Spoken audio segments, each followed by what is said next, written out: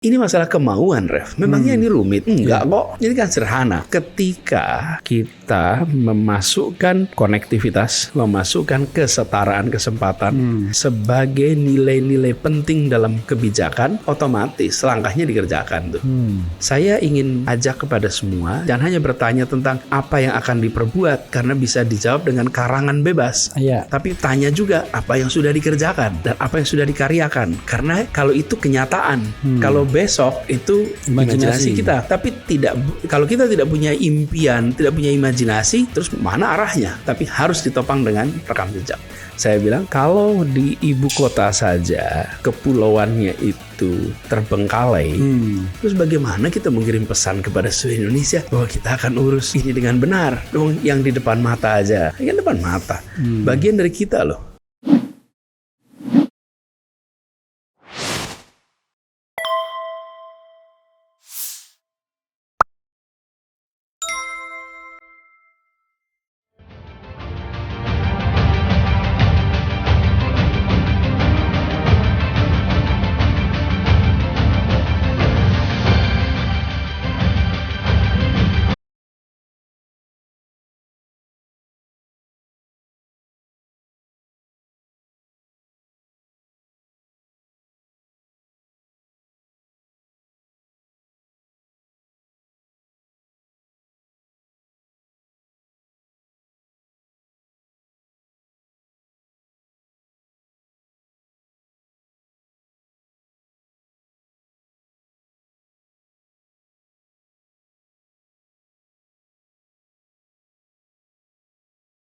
Jadi, ketika tadi ada pertanyaan bagaimana membuat supaya kesetaraan kesempatan itu terjadi kan, perekonomian tadi.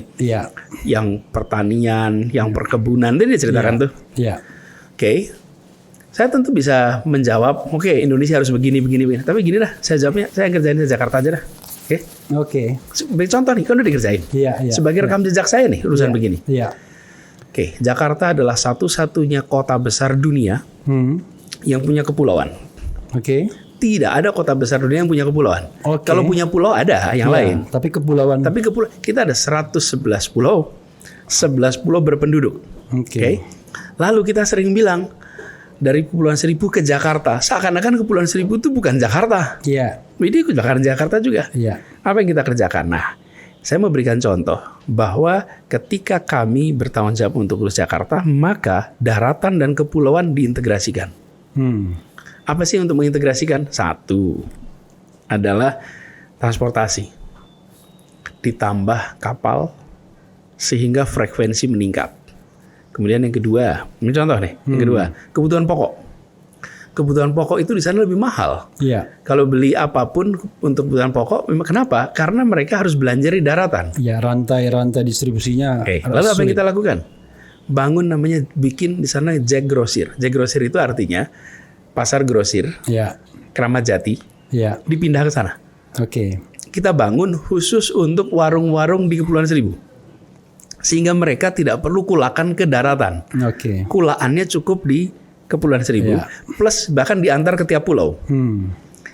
Sesudah itu dilakukan, mendadak harga kebutuhan pokok di Kepulauan Seribu setara dengan di sini. Itu kebutuhan pokok. Ketiga, listrik. Kan dasar listrik nih. Dorong, bangun pusat listrik tenaga surya. Bahkan di tempat yang paling jauh dari Ancol, namanya Pulau Sebira. Pulau Sebira ini, Ref, lebih dekat ke Lampung daripada ke Jakarta.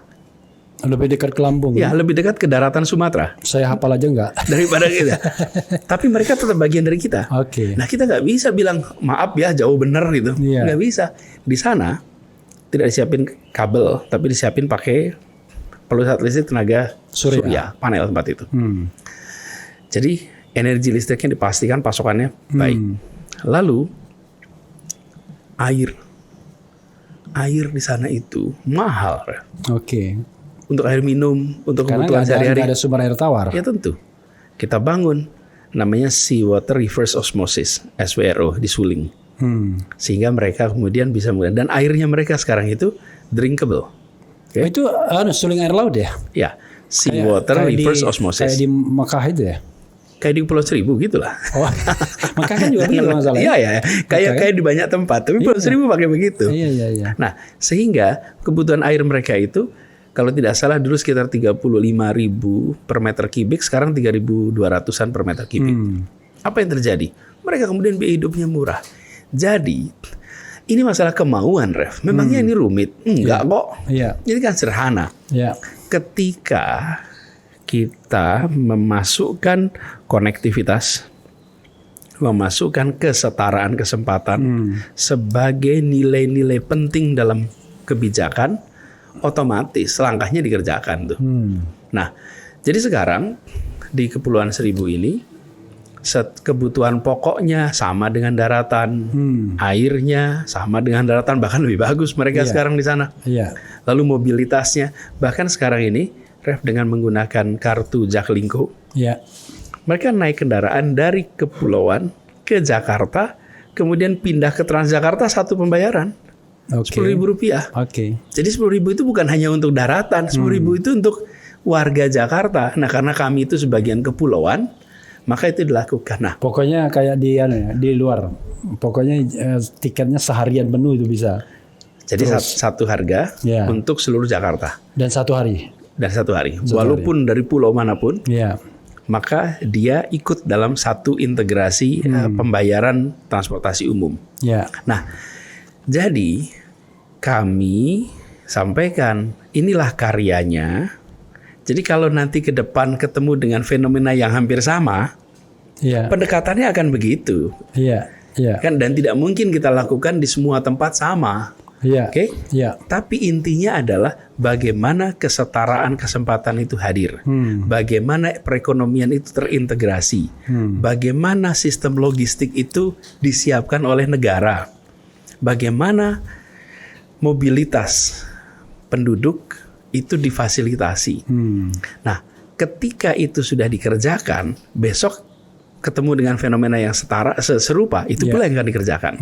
Jadi saya ingin ajak kepada semua, jangan hanya bertanya tentang apa yang akan diperbuat, karena bisa dijawab dengan karangan bebas. Tapi tanya juga apa yang sudah dikerjakan dan apa yang sudah dikaryakan, karena kalau itu kenyataan. Kalau besok itu imajinasi kita. Tapi kalau kita tidak punya impian, tidak punya imajinasi, terus mana arahnya? Tapi harus ditopang dengan rekam jejak. Jadi sobat era sekalian, saya ini nggak berani motong beliau ngomong. Kenapa? Saya sering dimarahin sama sobat era sekalian. Ngomong terus, jangan dipotong dong. Saya mau mendengarkan penjelasan. Jadi makanya saya iya aja. Ya sobat era sekalian, ya kadang-kadang saya itu minta maaf juga. Kenapa? Saya warga Jakarta yang nggak aware. Maksudnya nggak aware dengan kemajuan. Kenapa begitu? Kan saya bilang, saya ini bekerja di wilayah demokrasi, wilayah hak asasi, wilayah konstitusi, dan concern di pemberantasan korupsi. Nah, itu wilayah itu sangat terkait dengan national leadership, ya kan? Walaupun kita penduduk Jakarta. Karena itu yang paling langsung berpengaruh pada hidup saya adalah kebijakan dari national leadership itu. Makanya kalau beliau ini ada di sana, nanti kita bisa nilai kira-kira gitu. Saya kalau Pulau Seribu dan lain sebagainya karena tidak langsung berkaitan dengan hajat hidup saya nggak bisa komen gitu. Tapi tentu orang Pulau Seribu kan minta ampun dia berterima kasihnya kan begitu. Nah gitu. Itu juga barangkali begini. Kami itu meyakini bahwa semakin banyak warga yang menggunakan fasilitas di Jakarta, maka mereka makin tahu. Ya, seperti Refli kan kegiatannya ini sebetulnya kan kegiatan di rumah kan, bukan berkantor, bukan berada di industri yang di luar, karena itu exposure menjadi minim pada ini. Tapi kalau saya memang benar soalnya. Memang benar kan. Apalagi selama COVID kerja saya duduk aja cuman mengkritisi kemudian ini. Tapi karena saya ini pengamat hukum tata negara, saya bilang, kok nggak pernah ngeritik Anies Baswedan? Saya itu bukan pengamat tata kota, saya ini pengamat hukum tata negara. Karena itu saya bicara negara, saya nggak bicara kota gitu. Nanti kalau dia sudah jadi negara, saya baru. Iya. Dulu ya. Iya. Ya memang. Jadi gitu Rev, kalau tadi ngobrol itu. Jadi saya bilang kalau di ibu kota saja kepulauannya itu terbengkalai, terus bagaimana kita mengirim pesan kepada seluruh Indonesia bahwa kita akan urus ini dengan benar? Iya. Yang di depan mata aja, yang depan mata, bagian dari kita loh. Itu sebabnya kita urusin serius. Bahkan yang terakhir ini, Rev, itu kita siapkan pertama kalinya nih ada ambulans kapal. Ambulan kapal.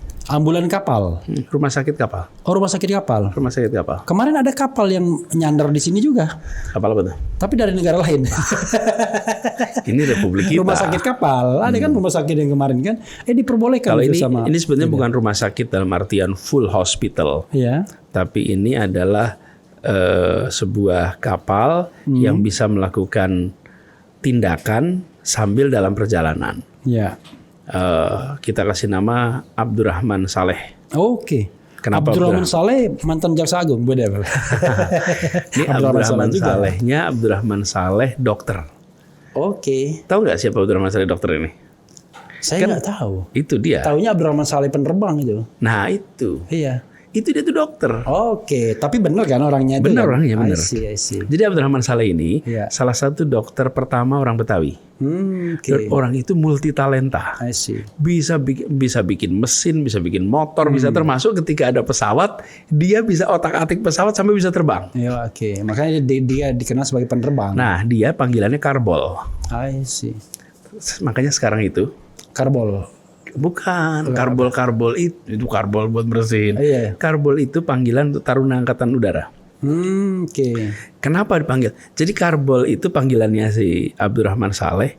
Saking orang ini pinter, multi talenta, sampai dibilang, "You kalau bisa jadi kayak dia," gitu. Oke. Jadi sampai sekarang itu panggilan kalau Angkatan Udara ya, tarunanya itu panggilnya karbol. Untuk merujuk kepada satu orang yang disebut sebagai Abdurrahman Saleh. Oke. Nah, dia bawa obat-obatan penerbangan dari Singapura ke Jogja bersama Adi Sucipto. Oke. Di situ ditembak pesawatnya. I see. Jadi anyway, tapi kita kasih nama itu untuk kalau memberikan penanda. Kalau di Jogja, Abdurrahman Saleh di mana? Solo. Malang. Oke. Oh, Malang ya, Abdurrahman Saleh Malang ya. Malang. Tapi orang lebih mengenal dia sebagai pilot. Iya. Padahal dia sebetulnya adalah dokter. Anyway, itu kita kasih nama supaya memberi pesan. Satu adalah dia dokter asal Betawi. Yang kedua, ini penyambung.